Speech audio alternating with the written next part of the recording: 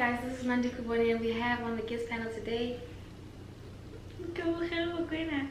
She's a critically acclaimed filmmaker who's yet to change barriers in the country of South Africa. At the moment, she's living in Los Angeles, making things shit, guys. She's my favorite person right now, and I decided to bring her because I thought that her feedback on filmmaking is just phenomenal. I think she's informed, I think she's passionate, and that's why she's here today, guys. So we're gonna watch and talk about Queen Sono. How did you find it, Gamu? I love how you view yourself. That's how I think you view me. And that's how you've always spoken to me. So this bitch thinks I love her. Actually, to introduce her, this is Kamo. She has joined us in the conversation to talk about the premiere of Queen Sono, the very first African production. Netflix, yeah. Yeah. We watched on Friday. Went to the premiere. It was really nice. It's coming out on this Friday. It was French kiss.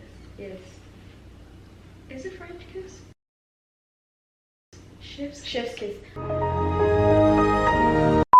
We're coming to discuss the film. We're talking about the expectations versus reality. Yeah. We're talking about how we feel that it's going to do in the future of South Africa. And we're also speaking about the cinematography, the music score, and the casting choice in all the performances. So diving right into it. Casting. How insane. I really enjoyed the casting. I feel like, I know that the conversation about open up the industry is a big thing back home in South Africa. And I think that this one balanced out quite nicely.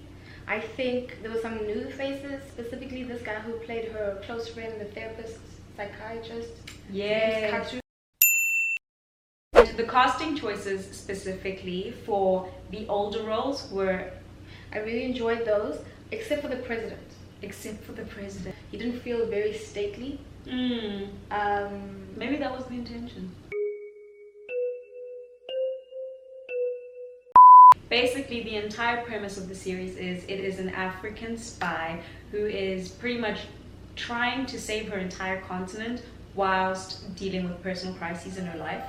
And so when it came to her personal... And this director was... who directed? I think he did a great job. Did beautifully. Apparently, Tebogo Malube. I think that was his last name actually. That guy, he's also quite a known director back home. Let's talk about the protagonist casting. How do you feel about Pearl being casted? Because I know how I feel. I know that on Twitter, everybody was like, there was a huge argument around the biases of colorism in filmmaking and in television, especially because she's a light-skinned woman, and there was some arguments about her getting some of the roles that she's gotten. So I knew that I was like wondering about how she did in this role before I watched her.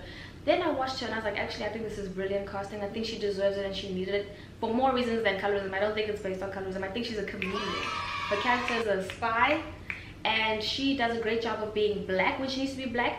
She does, and she speaks Vernac, and then she acts as a colored, a South African colored, and they believe her. The characters in the story believe that she's colored, and she speaks Afrikaans. And then when they were in Zimbabwe, I believe it was Zimbabwe. Yeah, it was Zimbabwe. She spoke the vernac of Zimbabwe. She looked like a tourist, and she can, as a spy, because she's racially ambiguous.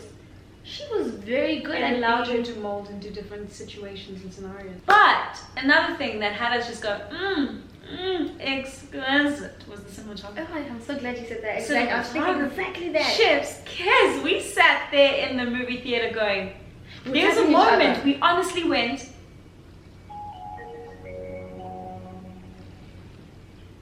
my expectation of the overall production was that it was just going to be cool, and that possibly people wouldn't even watch it, because somebody had mentioned that South Africa's demographic right now is focusing, like the 90% is focusing on series like Mubango, Generations, and that they're not going to actually move to something as new as Queen Sono. That's what they were saying. Any new stories. And I got it, yeah.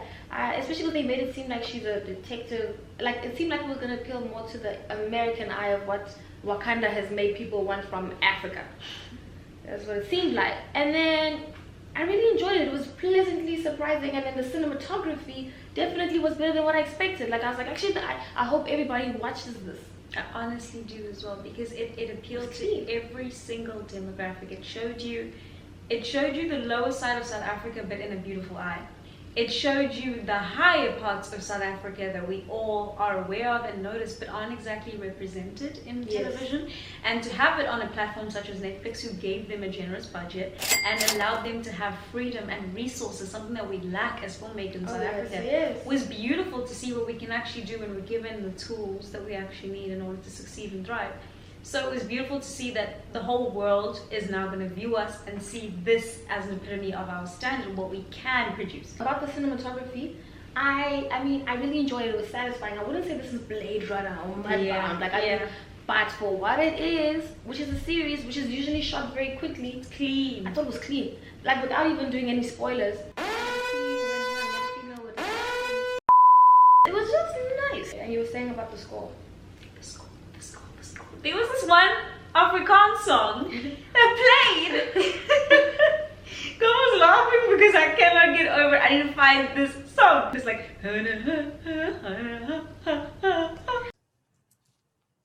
Okay. All right. Let's just put it straight. Okay. What else can you do? And that's the score, but then there's also songs that are already out there, like Shoma Josie's song. Yes, which was very nice. And I love when you can integrate it and make it subtle in the actual sequence, and it doesn't take away from what I'm watching. And the casting involves some people who were known in these shows, like Mubango and Speak on it. Mokoena was on it. Speak on it. But my favorite character, my favorite actor right now in South Africa, I have a few, but one of them is Warren Masimula. Beautiful. That man. Talk about range, dynamic range. We know as a director. So coming from Warren, he's really an amazing actor. I love how he just becomes whoever he is. He's somebody who you appreciate. He's reliable. He's somebody you put in your movie or your TV show or your series, and you can just you can depend on him. I want you to be your doll and give me a shot. That's what he said. Okay, Warren. Yes, I believe you. Whoever you want to be, I believe. That's beautiful. That's what I call an actor. That's beautiful. Like, I just wish I was on that set. Absolutely. I wish I was seeing this. I wish I was working with them. And I think that's what makes it so beautiful, is that the set seems as though it had a beautiful environment, which is kudos to the directors. Yes, Gabriza and Deboha. Yes. And kudos to the producers. Yeah. Di Prente. I think that's how you Di Prente, the production company. I don't know what language that word is supposed to be. But so they say Di Prente or Di Prente. Point is, you guys did the damn thing. I really, really love this production. We appreciate. That was beautiful. And I hope everybody goes out and watches it. I think we should do what Americans do. They do like these watch parties, even at like sports bars, like Game of Thrones. Get your family, get your friends, sit down together and finish episodes together. So this Friday, guys, February 28th, watch Queen Sono. Coming to your screens. Friday 28th.